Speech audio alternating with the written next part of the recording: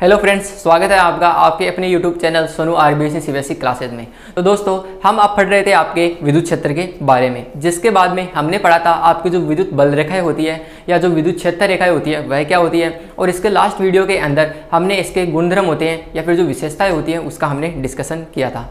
आज की जो हमारी वीडियो है वो आपके खास टॉपिक है जो कि आपका विद्युत फ्लक्स। एग्जाम के दृष्टिकोण से ये काफ़ी ज़्यादा इंपॉर्टेंट आपका ये टॉपिक होने वाला है। तो समझने की कोशिश करते हैं कि आपका जो विद्युत फ्लक्स है वह क्या होता है। तो विद्युत फ्लक्स क्या होता है?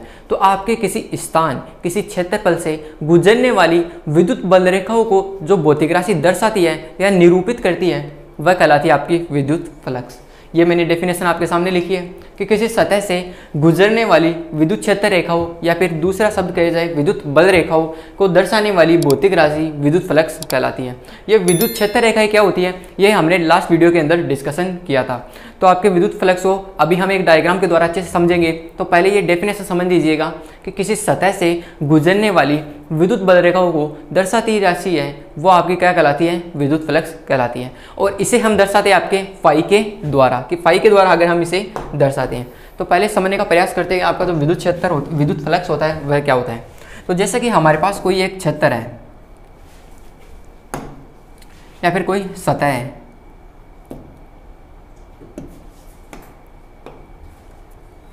ये हमारे पास कोई सतह है और इससे कोई विद्युत बल रेखाएं गुजर रही है। ये इस तरीके से इसमें से कोई विद्युत बल रेखाएं गुजर रही है। तो इससे जो विद्युत बल रेखाएं होती है इससे किसी भौतिक राशि के द्वारा दर्शाते हैं वो क्या कहलाती है? आपकी विद्युत फ्लक्स कहलाती है। और इसे हम दर्शाते हैं किसके द्वारा? इसे हम दर्शाते हैं आपके फाई के द्वारा। तो ये होती है आपके विद्युत फ्लक्स। आपके इसके अलावा आपका जो विद्युत फ्लक्स का जो फॉर्मूला होता है वह क्या होता है? तो फाई होता है आपका, जहां पर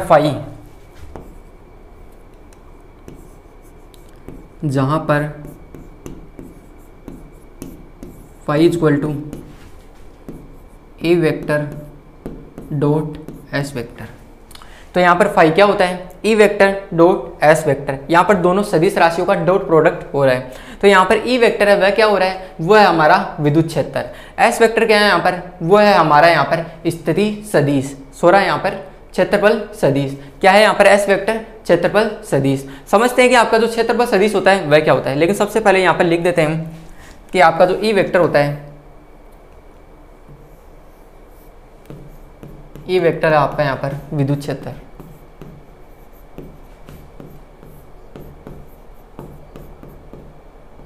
विद्युत क्षेत्र और एस वेक्टर क्या है यहाँ पर? क्षेत्रफल सदिश।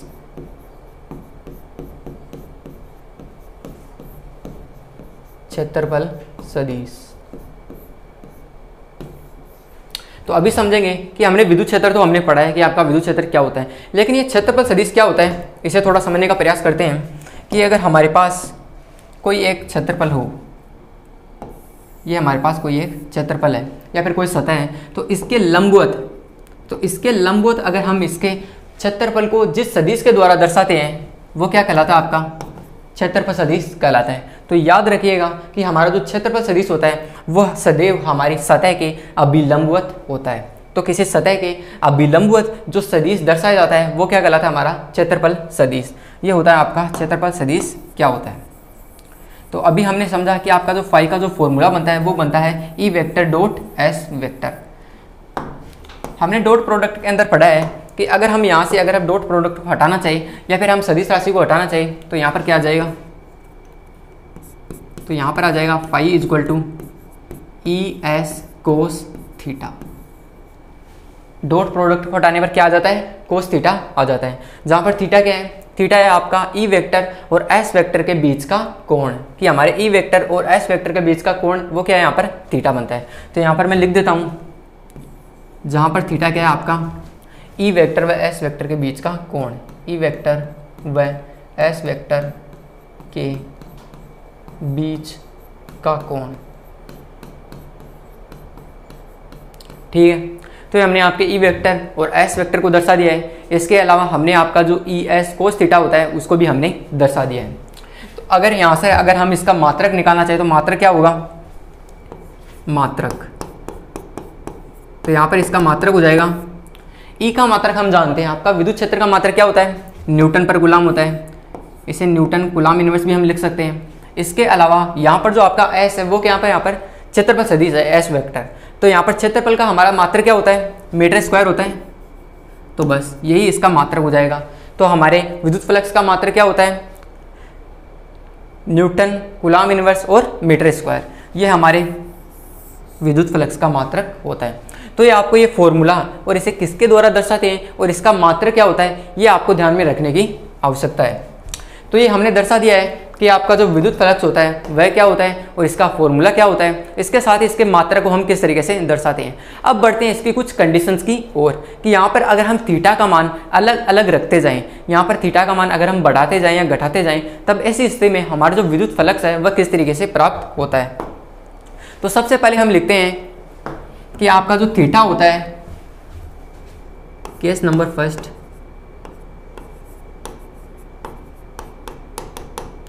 जब थीटा 0 डिग्री हो, जब थीटा बराबर 0 डिग्री हो, यानी हमारे ई वेक्टर और एस वेक्टर के बीच का कोण कितना हो, 0 डिग्री हो। तो इसे डायग्राम के द्वारा समझने का प्रयास करते हैं। जैसे कि हमारे पास ये कोई सतह है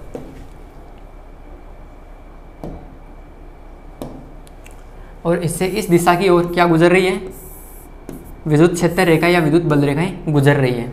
और हम जानते हैं कि आपकी जो सतह होती है इसके जो हमारा किसी भी हमारे इसके लंबवत क्या खींचते हैं, हम क्षेत्रफल सदिश खींचते हैं। तो यहाँ पर मान लेते हैं कि ये हमारा कोई हमने बिंदु ले लिया है, तो इसके अभिलंबवत जो क्षेत्रफल सदिश होगा उसकी दिशा किस ओर होगी, उसकी दिशा आपके ई के समांतरी होने वाली है। ये आपके विद्युत क्षेत्र की दिशा हो जाएगी और ये क्या हो जाएगी, आपके क्षेत्रफल सदिश की दिशा हो जाएगी। तो ई वेक्टर और एस वेक्टर की जो दिशा हो जाएगी वह क्या होगी, समान होगी।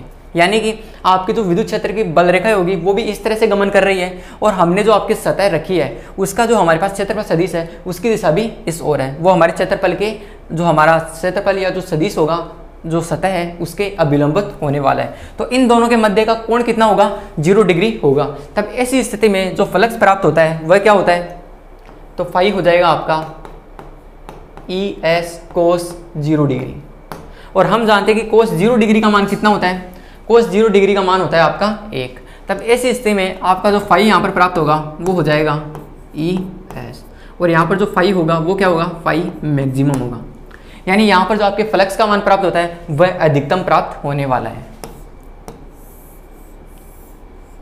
तो ये है आपकी फर्स्ट कंडीशन, जब आपका थीटा इक्वल टू 0 डिग्री हो।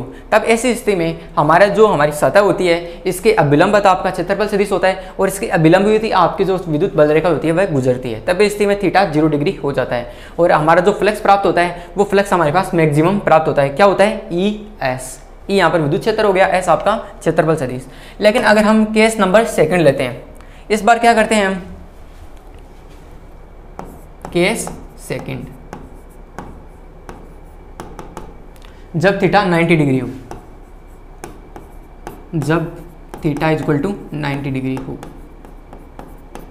तब ऐसी स्थिति में हम जो विद्युत फ्लक्स होगा वह क्या होने वाला है। तो इसे हम एक डायग्राम के द्वारा समझाते हैं।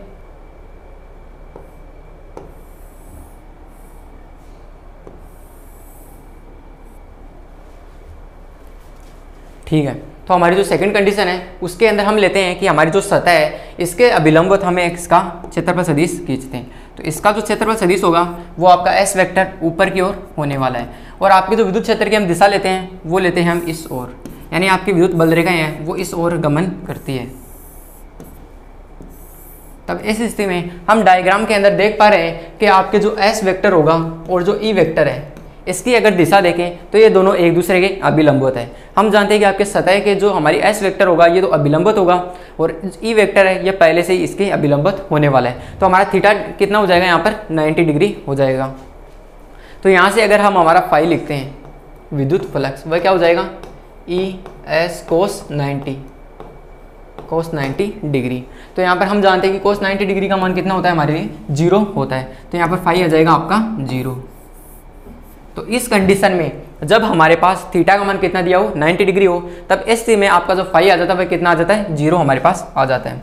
एक और कंडीशन लेते हैं हमारे पास, थर्ड कंडीशन हम लेते हैं, केस थर्ड,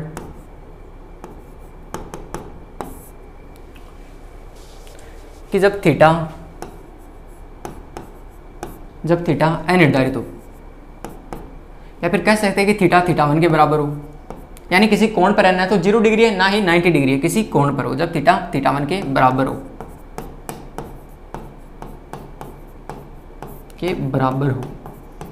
तब ऐसी स्थिति में हमारा जो विद्युत फ्लक्स है वो किस तरह से हम ज्ञात करते हैं।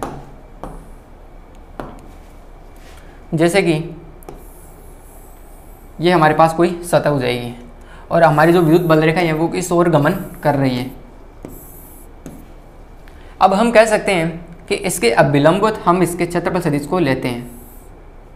एस वेक्टर आपका इस ओर हो जाएगा और ई वेक्टर आपका इस ओर पहले से है ही। तब हम यहाँ पर नहीं कह सकते कि हमारे ई वेक्टर और एस वेक्टर के बीच में कितना कोण बन रहा है। मान लेते हैं कि यहाँ पर आपका थीटा बन रहा है वो थीटा 1 के बराबर हो, तब ऐसी स्थिति में आपका जो विद्युत फ्लक्स है वह होगा आपका थीटा होगा, सॉरी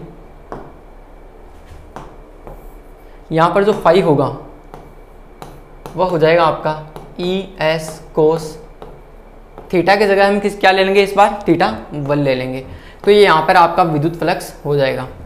तो केस थर्ड क्या था कि जब हमारे पास थीटा आपका थीटा 1 के बराबर हो, या फिर हमारा जो थीटा 1 अनिर्धारित हो, तब स्थिति में फाई होगा आपका ई एस कोस थीटा 1।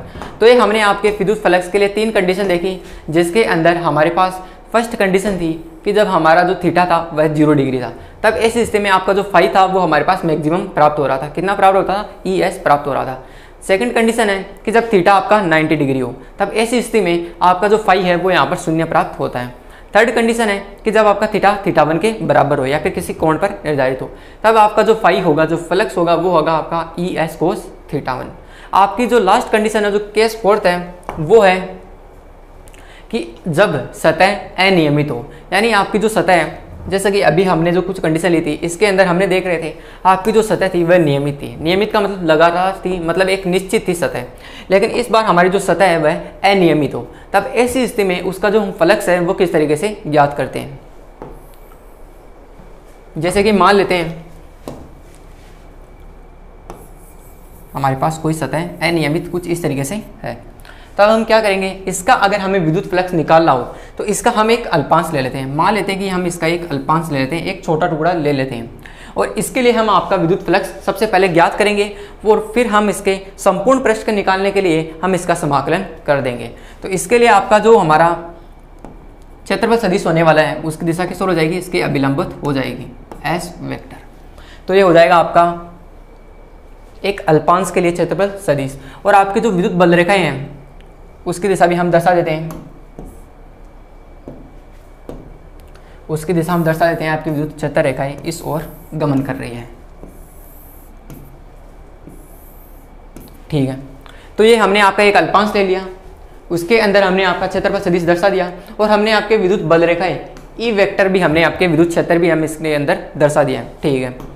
अब हम ज्ञात करते हैं कि आपके अल्पांश के लिए आपका जो अगर सतह अनियमित हो, तब हम जो विद्युत फ्लक्स है वो किस तरीके से ज्ञात करते हैं। तब ऐसी स्थिति में हम पृष्ठ का एक अल्पांश लेते हैं, जो कि अभी हमने लिया, और उस अल्पांश के लिए फ्लक्स ज्ञात करते हैं और संपूर्ण पृष्ठ के लिए उसका समाकलन कर देते हैं। तो ये हमें हमने डिस्कस की। तो हम सबसे पहले क्या करेंगे, हमारी जो अनियमित सतह होगी उसका हम एक अल्पांश लेंगे, और उसके लिए हम हमारा जो विद्युत फ्लक्स है वो हम ज्ञात करेंगे, और अंत में उसका हमारा संपूर्ण पृष्ठ के लिए उसका समाकलन कर देंगे। तो सबसे पहले इसका जो हमारे पास जो फ्लक्स होगा उसे मैं मान लेता हूँ डी फाई, उसका मैं नाम लिखता हूँ डी फाई। अल्पांश की बात हो रही है यहाँ पर। डी फाई इक्वल टू क्या हो जाएगा आपका, यहाँ पर कोस थीटा आपका थीटा पर निर्धारित नहीं है, तो हम इस यहाँ पर भी हमारा थीटा ही लिखने वाले हैं, ई एस कोस थीटा। लेकिन यहाँ पर आपका जो क्षेत्रफल सदिश होगा इसे भी हम आपके अल्पांश के द्वारा से दर्शाएंगे, डी एस वेक्टर हम इसे लिख देंगे। तो यहाँ पर भी हो जाएगा आपका D S vector, E D S cos theta, या फिर अगर हम इसके पहले का पद लिखें डी फाई हो जाएगा आपका ई vector dot D S vector. और जब यहाँ से हम हमारा डॉट हटाएंगे तो यहाँ पर क्या आ जाएगा, कोस थीटा आ जाएगा। थीटा यहाँ पर क्या है, डी एस वेक्टर, और ई के मध्य का कोण हो जाएगा। तो ये हमने आपके अल्पांश के लिए जो फ्लक्स है वो हमने ज्ञात कर लिया। अगर हम ये फ्लक्स आपके संपूर्ण पृष्ठ के लिए ज्ञात करना चाहिए तो हम क्या करेंगे, हम इसका समाकलन कर देंगे। तो इसका अगर हम समाकलन करेंगे तो वो हो जाएगा, इसका भी हम इस ओर समाकलन कर देंगे AdS cos थीटा। तो ये हो जाएगा आपके संपूर्ण पृष्ठ के लिए विद्युत फ्लक्स कि जब हमारे पास जो आपकी सतह दी हुई हो वह अगर अनियमित हो तब इस स्थिति में हम आपके एक अल्पांश ले लेते हैं, उसके लिए आपका विद्युत फ्लक्स ज्ञात करते हैं और अंत में हमारा संपूर्ण पृष्ठ के लिए हम जो इसकी लिमिट लगा देंगे और फिर हम इसका समाकलन कर देंगे। तो ये है आपका केस नंबर 4 कि जब हमारे पास सतह है वह अनियमित दिए हो तब इस स्थिति में उसका विद्युत फ्लक्स किस तरीके से ज्ञात करते हैं। तो ये था हमारा आज का टॉपिक, जो इसमें हमने पढ़ा आपके जो विद्युत फ्लक्स होता है वह क्या होता है। विद्युत फ्लक्स क्या होता है कि किसी सतह या किसी क्षेत्रफल से गुजरने वाली विद्युत बल रेखाओं को जो भौतिक राशि दर्शाती है वो क्या कहलाती है, विद्युत फ्लक्स कहलाती है। फाई होता है आपका ई वेक्टर डॉट एस वेक्टर, जहां पर एस वेक्टर क्या होता है आपका होता है क्षेत्रफल सदिश। तो एस वेक्टर हमेशा याद रखना कि आपकी सतह की अभिलंबवत होता है। और हमने इसके लिए 4 कंडीशन पढ़ी कि जब आपका थीटा का मान 0 डिग्री हो, 90 डिग्री हो, या फिर थीटा का मान हमारे पास अनिर्धारित हो, थीटा 1 के लिए मान लिया हमने। और केस नंबर 4 माना हमने आपका कि जब सतह अनियमित हो तब इस स्थिति में आपका जो विद्युत फ्लक्स है वह किस तरीके से ज्ञात किया जाता है। तो आज के भी वीडियो के अंदर इतना ही, मिलते हैं आपसे जल्दी नेक्स्ट क्लासेज में। Thank you.